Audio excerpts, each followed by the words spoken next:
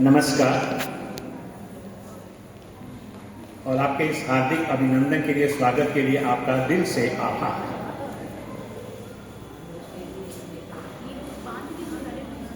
मैं कौन हूं मार्गदर्शन करने वाला? आप सभी आचार्यवृंद इतने शिक्षित, इतने अनुभवी, तो इसलिए मार्गदर्शन तो नहीं कह सकते, बस थोड़े से हृदय के उद्गार हैं।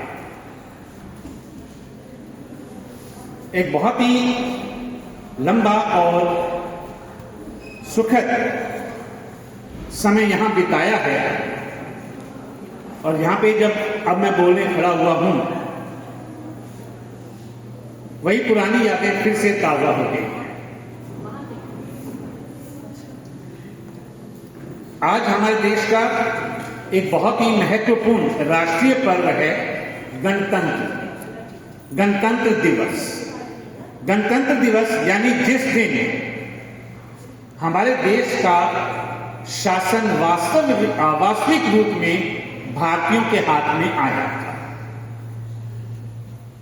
यद्यपि स्वतंत्रता हमें 15 अगस्त 1947 को मिल गई थी, लेकिन उस समय ना तो हमारे पास अपना संविधान था, ना अपनी पूरी एक निर्वाचित सरकार थी। तो 26 जनवरी 1950 को जब हमने अपना संविधान लागू किया, सही अर्थों में हम स्वतंत्र और गणतंत्र उसी दिन बने थे। गणतंत्र यानी देश का शासन देश की जनता के पास। 1950 से पहले हमारे ऊपर जो नियम लागू होते थे वो ब्रिटिश सरकार द्वारा बनाए गए थे, हमारे द्वारा नहीं। और इस दिन के लिए पता नहीं कितने वीरों ने अपने प्राणों की आहुति इस यज्ञ में दी। शुरुआत तो बहुत पहले हो चुकी थी, लेकिन पहला जो आधिकारिक प्रयास था वो 1857 में रानी लक्ष्मीबाई, तात्या टोपे, नाना साहिब और ऐसे अनगिनत वीरों ने इस पर एक प्रयास किया था देश को आजाद करवाने का। लेकिन ये तो केवल शुरुआत थी और 1857 के बाद पता नहीं कितने आंदोलन चले।